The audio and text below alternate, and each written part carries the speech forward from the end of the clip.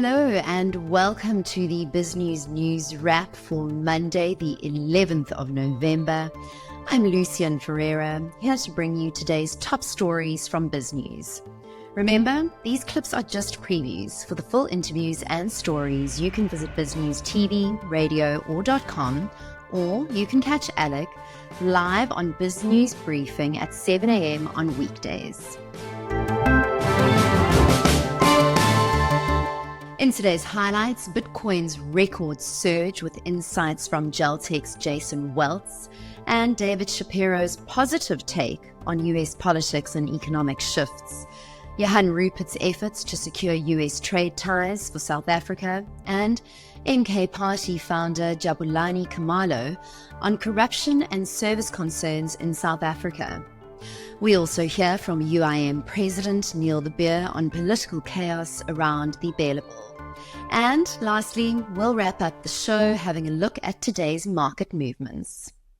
Starting off, here's Jason Welts on why Bitcoin is seen as a groundbreaking asset, even appealing to conservative investors, as well as Welts' advice on asset allocation. Well, I think Bitcoin itself is a kind of a new paradigm in assets. I mean, it's the first sort of completely trustless asset that you don't need to hold physically, while still be able to maintain its scarcity. And it's taken a lot of people a long time to kind of come around to that idea.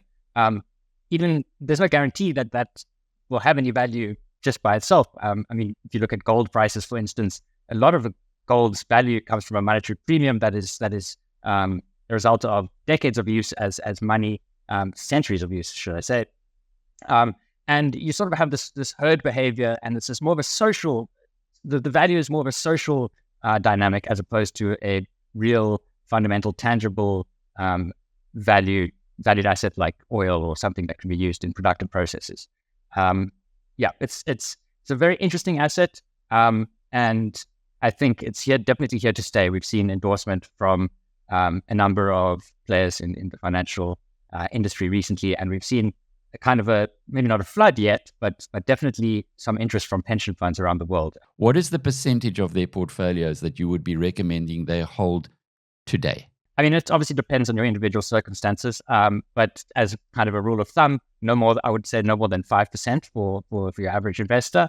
And for most people, anything over 2% is probably not going to be advisable. But if you understand the industry, you have a strong view on Bitcoin, and you've done your own research, a higher allocation might make sense in your personal circumstances. And for me personally, I'm quite young. I break those rules of thumbs quite significantly. Next up, Sasfin's David Shapiro discusses how economic issues, rather than social ones, are driving voter support with renewed backing for former President Trump. I think as we go through the post-mortem, you realize just how bad the Democrats were and how America voted. It had nothing to do with the abortion rights. It had nothing to do with those elements, his character. It all had to do with the economy, and particularly at the low end of the market where people couldn't afford prices anymore. They were worried about immigration, the safety. So there were a lot of factors that are coming through which highlight how the Democrats just neglected or called it wrong. And you're finding the world shifting, certainly opinion shifting towards Trump. I think there are a lot of good things. I love this deregulation issue. It's something that really stuck in my throat, particularly with big companies. I'm a great believer that large companies drive the economy because they make money, they put into R&D, and they develop new industries. And as we see, Europe likes to break them up. And I think Europe's going to be perhaps one of the areas of this market, of this economy, that's going to suffer, with a weak China and now with the Trump tariffs and also putting pressure on them. And now, Alec Hogg reports on Johan Rupert's push to enhance South Africa's trade ties with the US. Some pretty hectic news from a South African perspective. Johan Rupert has gone into bat for South Africa. We have confirmed reports that Rupert was the guy who put together that 15-minute conversation that we reported on Friday, and Cyril Ramaphosa confirmed, between Ramaphosa and Donald Trump. That was on Friday. But ahead of that, both Rupert and his good friends, Ernie Els and Rurik Goebel, Ernie, of course, a great golfer, Rurik, who's a businessman, but also a pretty good golfer as well. They met with Trump in Mar-a-Lago and spoke to him about AGOA. Now, AGOA is really important for South Africans to think about, because AGOA is the ability for South African companies to have access into America tariff-free. And the report back was that Trump listened carefully and respectfully to what Johan Rupert had to say. And coming closer to home, Jabulani Khumalo voices concerns over corruption and inadequate services, highlighting issues like access to clean water and affordable power in rural areas. So I remember you telling me that it was a huge issue for you to keep people linked to corruption out of MK.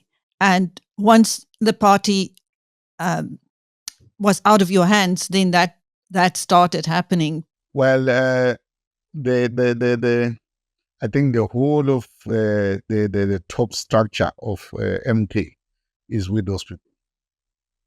They are the ones that have taken over, but they are not in MK to assist or to work for the people. MK was formed to liberate the people, to make sure that the African people get what they've always asked, that the leadership or the power of or the parties must do in parliament, to change the laws that are keeping them in the bushes there, keeping them in the dark, no water, no lights, no food. And we are losing the one, like this or that white man now who has a 4 million scam of diamond. He's saying openly, he's giving people money. What is that money for? What was it to be used for? If he took those millions and gave it to a company to build boreholes in the rural areas to get people to get water, and if we went to China and bought what we call this thing for the lights, for the electricity, to get people to get lights, those monies would have made a difference in our country. But it's not making difference because they're giving them to certain people to make their lavish life, to get happy and do whatever they want to do. And then after that, they come back and then fight against the people who wants to make difference in the communities. And now Neil de Beer criticizes the ongoing confusion surrounding the BELA Bill. But Chris, it remains a kind of weird scenario. Dat maak net nie sin nie. You have Pieter Groenewald, Dr. Groenewald, John Steinhuisen, you have Dayton McKenzie, who are ministers in the parliament and cabinet of the GNU, marching because of the current scenario of the implementation of the BELA Bill. 3 ministers standing there and saying that we totally disagree against the BELA Bill, and you should in your cabinet. I doubt that this thing is going to get the reprieve of this mass march of 10,000 people saying, no. But I'm doubting that the president and Fikile and their big little marchman within the circus, Lesofie, is going to let that happen. And that's my opinion. But it is an absolute conundrum to me that you've got cabinet ministers, political leaders that sit in government, and that they are attacking a matter now outside. As we wrap up the show, here's a quick look at the key market movements and stock performances for the day. Bitcoin has hit another all-time high, trading just above $83,000 at the time of recording. And in South African numbers, the JSE Top 40 closed down 0.32%, with resources falling just over 2%.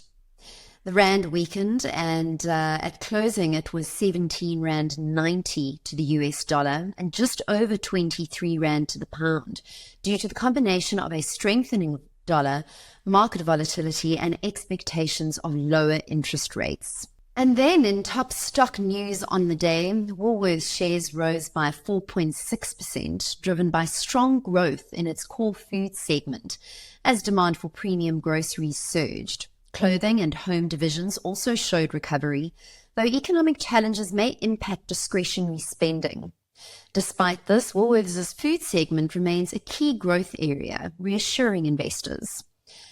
Vodacom, however, saw shares dipping by 3.6% after its earnings release, with revenue growth fueled by African market expansion, especially in digital financial services. However, rising costs and operational hurdles in South Africa, including power issues, are dampening the outlook.